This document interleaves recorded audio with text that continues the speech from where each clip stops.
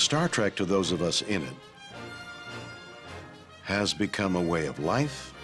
I'm very proud of Star Trek. I think it was an amazing piece of entertainment. When I got this part, people said to me, you know, Star Trek is going to be in your life now for your whole life. The special effects and things that were done in that movie, to this day, you know, that ship, you know, flying in, seeing it in its dry dock and the things that they were just breathtaking. It's hard to remember now that Star Trek was legendary then, but in a different way. There were only the episodes of the TV series. Star Trek: The Motion Picture is perhaps the first movie made because millions of fans demanded it. The journey from television show to the silver screen is a story of courage, perseverance, and imagination as unique as any voyage of the Starship Enterprise. There had been a lot of talk during since the demise of the series about bringing it back, doing something as it slowly gained in popularity, the series did. Star Trek had been going on for several years as a TV series. It was very successful, and at a certain point, Paramount decided to make a feature out of it. We went from a TV series that we were going to do to a B-level movie, you know, a low-budget film.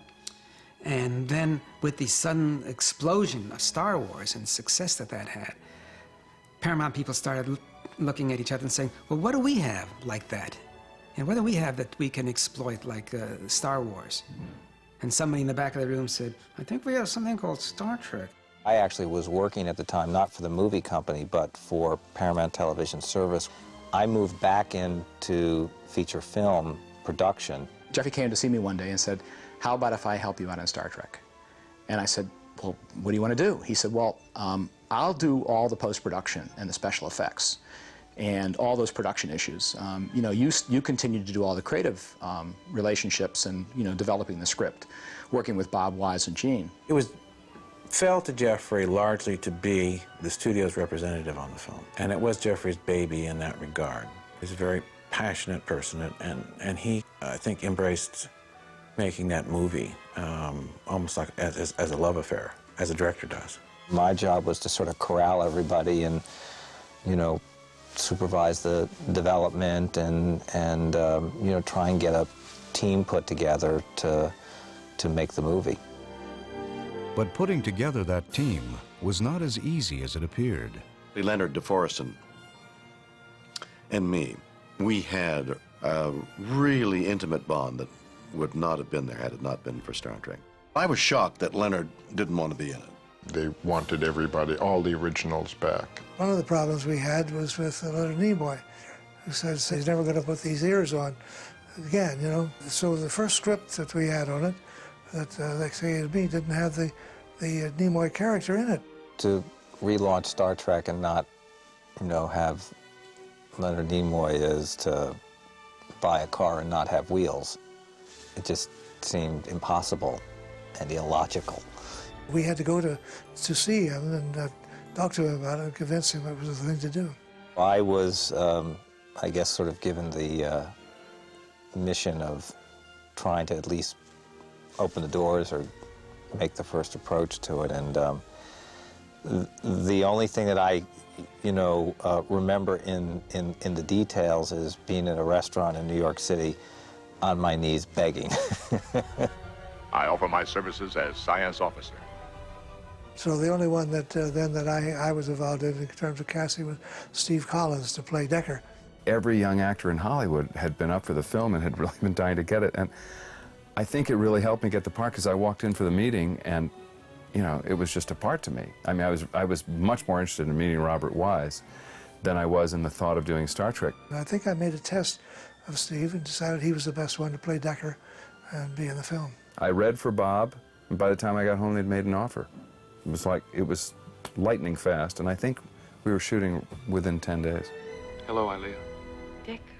Persis Khambatt had already been cast for the role before I came on it. Stephen Collins and Persis Khambatt, I thought, were wonderful in the picture. And, you know, the two of them kind of stood in contrast to the original cast. Persis was very, very sweet, obviously incredibly beautiful, a very gentle person who I think was a little overwhelmed by Hollywood. One of the big emotional times when we had to take her over to makeup and get her hair all taken off, you know, because she was bald in the film. And it was very emotional. She was almost crying as this lovely black hair was chopped off, and she was finally scraped down into having her bald head. She had to come in every morning, and it took about an hour and a half to 2 hours to make up her head, because all that skin had to be made up. Plus, they had to shave it back, and she was always patient, always just a real pro about that very difficult process. With casting complete, the challenge of bringing Star Trek to life as a motion picture fell to the brilliant director Robert Wise. Bob is the kind of director that works subtly, doesn't say, now here's what I want you to do. He generally allows you to find it because he has worked on the script long enough to get the script good enough that it becomes actor-proof. The opportunity to work with Robert Wise will always remain a high point in my career. I think what Bob brings to a film is that he inspires people to do their best work they possibly can do. I'd say the word savior would be the word I would kind of comes to mind. You know, Bob, who came with, you know, just extraordinary credentials and, you know, and expertise is what really made it into a movie.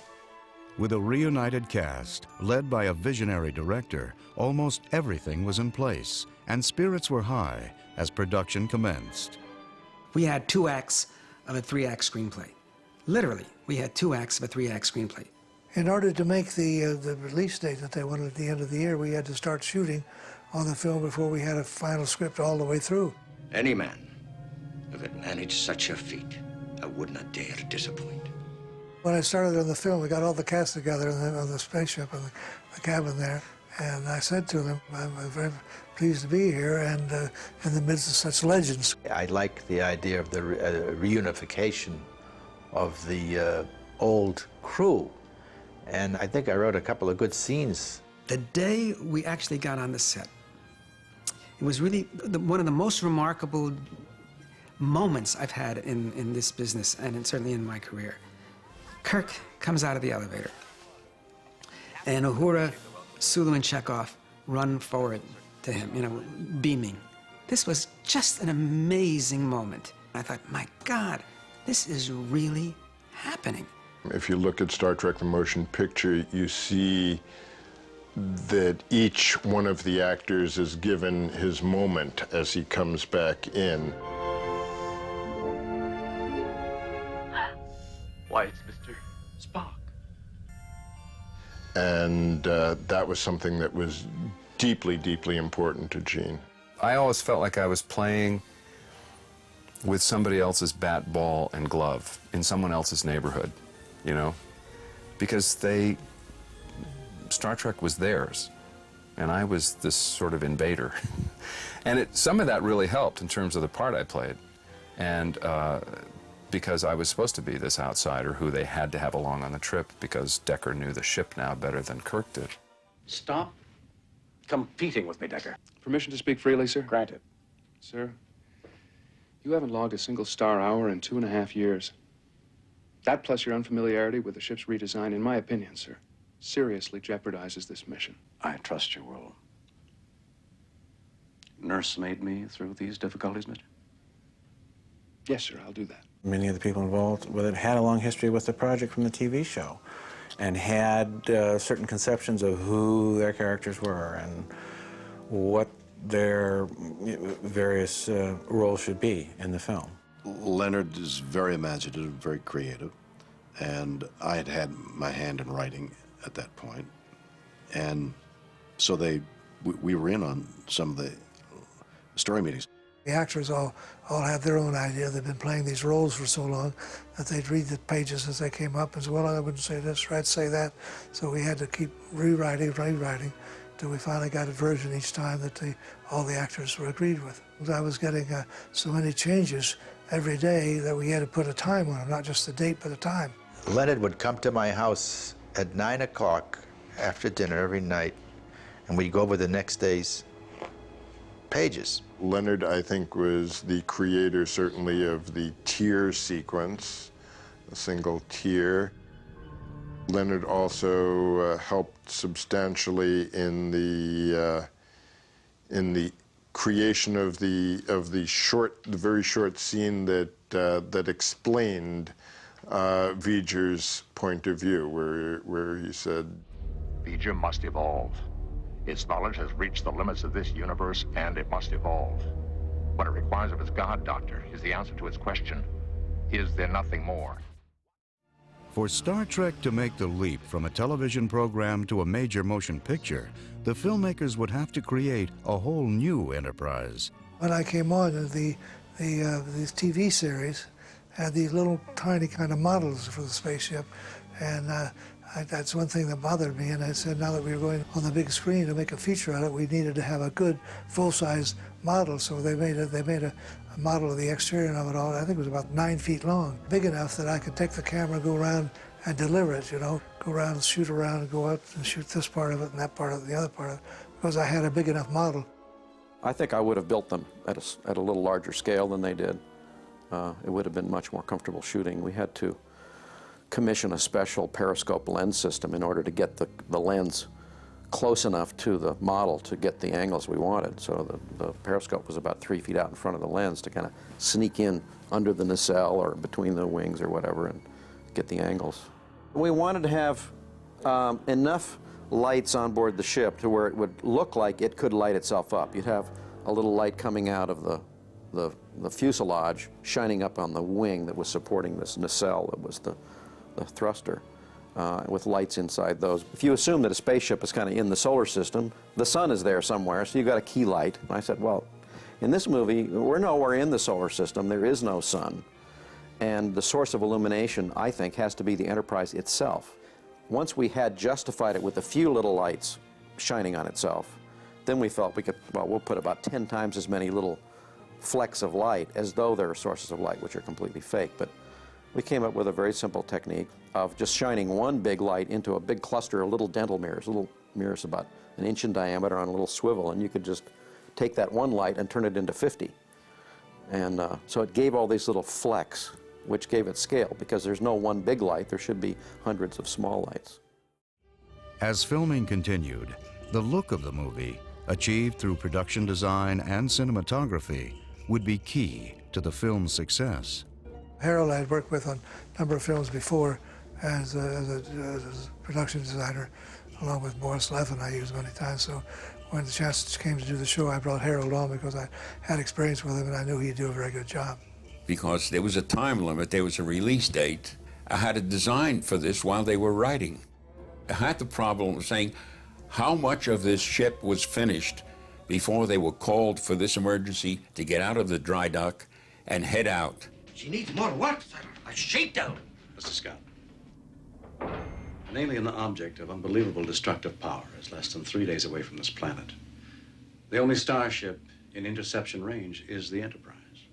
Ready or not, she launches in 12 hours.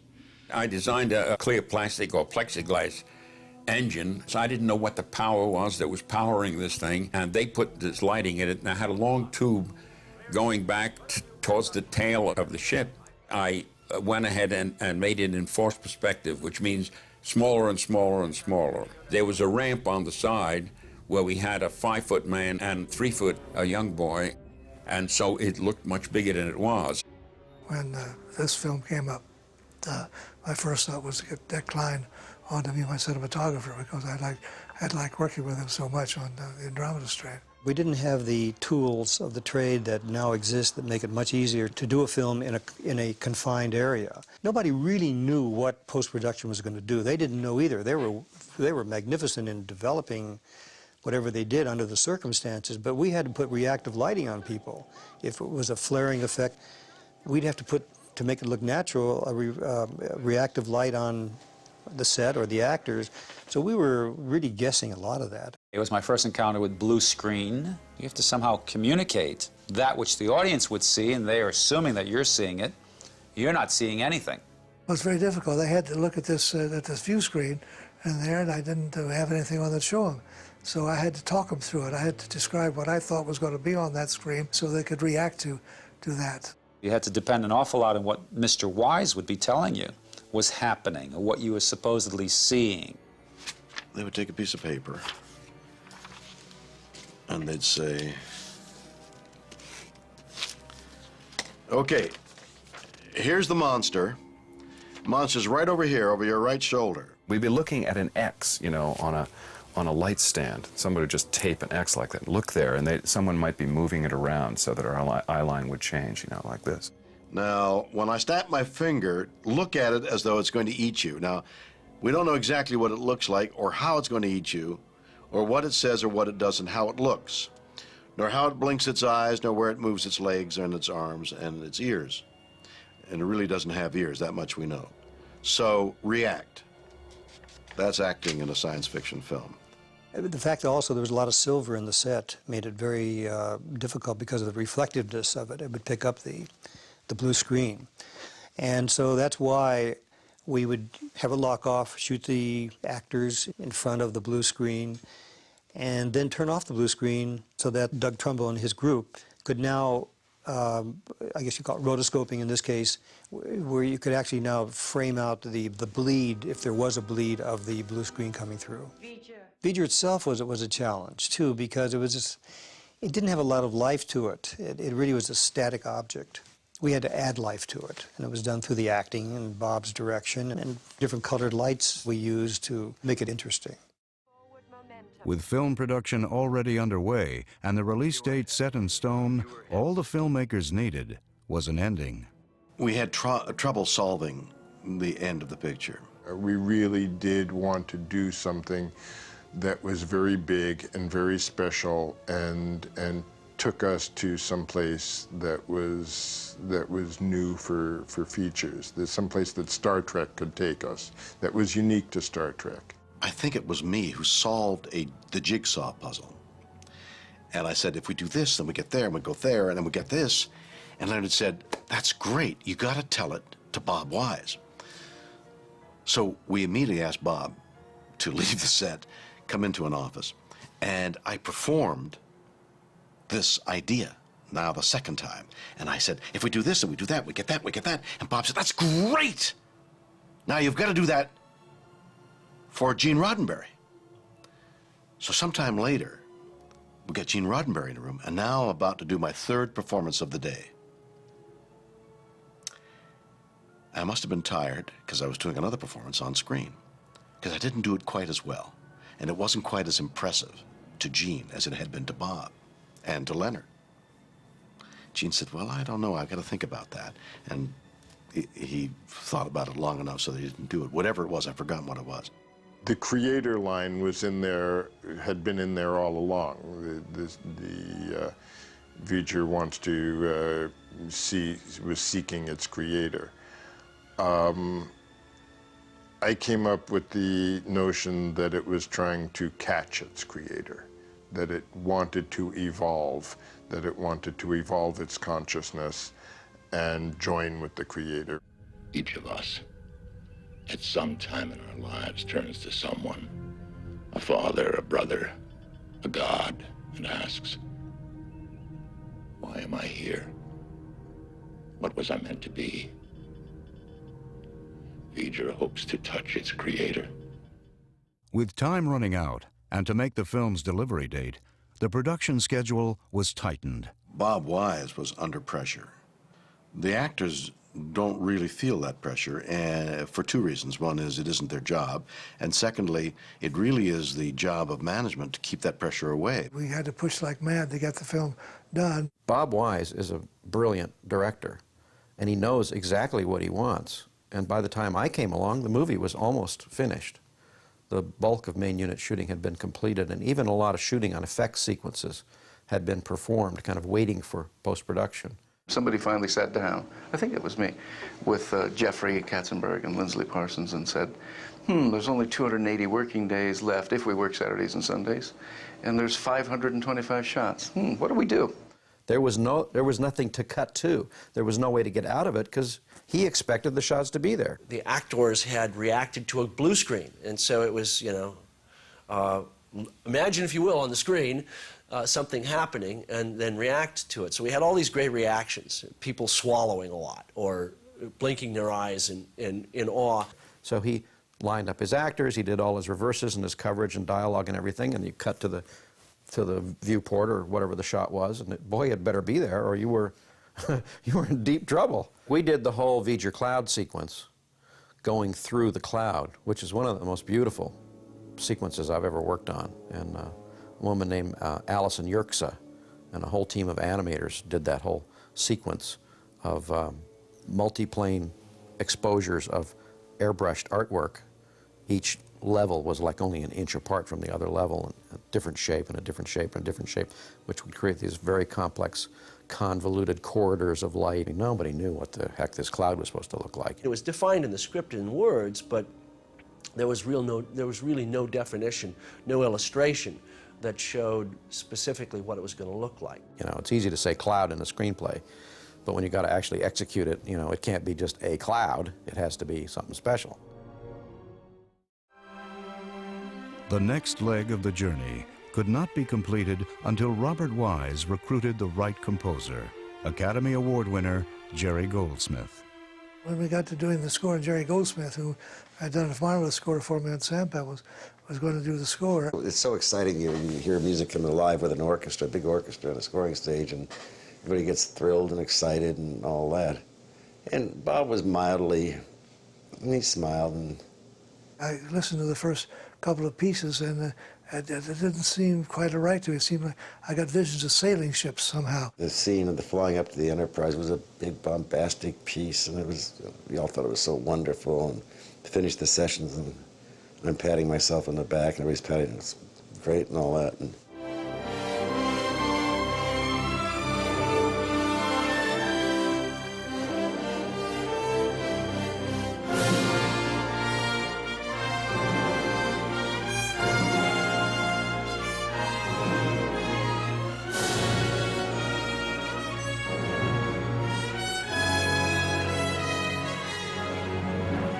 Bob grabbed me, pulled me out in the hallway. We walked down the hall. He said, well, what do you think?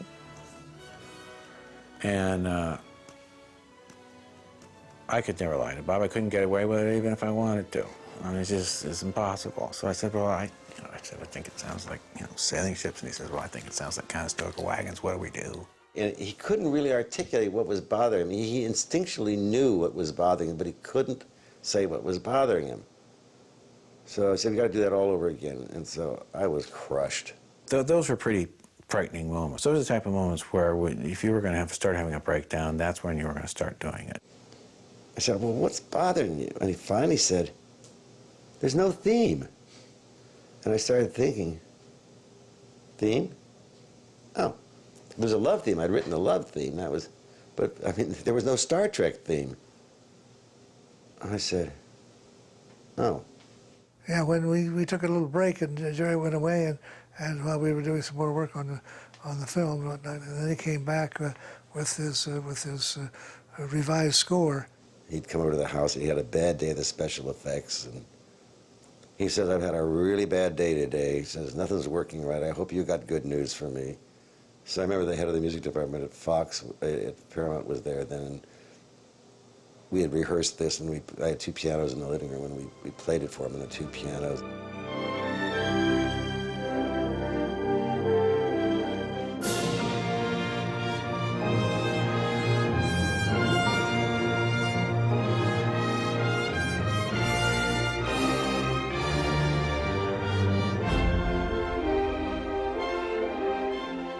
He said, that's it. It was like, why didn't you come up with that in the first place? With principal photography completed, production executive Jeffrey Katzenberg had to oversee the completion of the film itself, a process that would take everyone right down to the wire. That's true. He was a big help on the film. He was fairly new out here, I think it was the first picture that he had actually had anything to do with. And so he was very, very busy keeping everybody steamed up and keyed up about the film, and the fact that we had his release date, we had to get the film done. And he was very good and very effective at that. I kept saying to myself, Jeffrey's going to become a very important person after this. And I remember getting phone calls from Jeffrey. He says, "How's it going, kid?" You know, and he's like the kid, like the cheerleader going on. We got to win this one for the Gipper and all that. And he was, he was doing it with me. I'm sure he was doing it with everybody. And he had this indomitable spirit. This was going to get done, and he was going to see it got done. The only thing I remember about that is that I actually put on 1,100 miles a week on my car for the last 4 weeks of post-production of it, of literally having Bob in the editing room, half starting at the crack of dawn at Paramount, going down to Doug Trumbull in Marina del Rey, the scoring of the movie on the Fox stage, John Dykstra out at by the Van Nuys Airport, doing the other half of the effects, and sort of making that loop around Los Angeles twice a day. Again, just sort of trying to be a cheerleader to, get everybody, moving along. And I think I pretty much just spent my day in the car. Everything was happening at the very last minute, and we would finish shots, and they would go into the lab and get cut in, and it was miraculous what actually got achieved. We went so far down to the last minute where there's, again, the head of post-production at Paramount, this guy who's been there for now 35 years, Paul Hagar, who's just brilliant, literally took over a sound stage at MGM, and the entire stage was covered with 3,000 cans, all earmarked for theaters. And as each reel was finished from the lab, it was rushed over, literally wet. It looked like little gravestones. These huge container, the film containers, the metal boxes. And they were all lined up, and they were identified to go here and there. There's this shot of all of these. The entire soundstage is filled with these cans, all pre-labeled, waiting for the last reel to be dropped in, with airplanes sitting on tarmacs waiting for these cans to arrive there. And I mean, it really was a Herculean effort. That's the only film I think I ever made. I didn't have a sneak preview. Sneak previews where you go out and try it out before it's finally buttoned up, but I didn't have the time for that, so we just had to button up Star Trek the Motion Picture. As I say, I took it to Washington. We were sitting in the movie theater in Washington, the premiere having been held there. And the film was being put into the machine. It had literally come in a can under somebody's arm. Matter of fact, I carried the print with me on the plane to Washington for the premiere. Star Trek the Motion Picture went on to become a major box office success, generating multiple motion picture sequels, new television spin-offs, and a merchandising empire that thrives to this day. But out of the near superhuman efforts that went into creating this legendary motion picture event, emerged a team of filmmaking professionals whose careers would be forever changed by boldly going where no one had gone before. I cherish the experience of working on Star Trek. After I finished the film, I said, well, if I can do that, I can do anything. It was just an amazing opportunity to sort of be the point person for, one of the great properties, of that time. That franchise has a value that is measured in billions for, the company. Wouldn't have happened without that first Star Trek film. It literally is the foundation on which this entire enterprise was built. I've had a creative and full life as a result, a great deal as a result of Star Trek, and I'm forever grateful.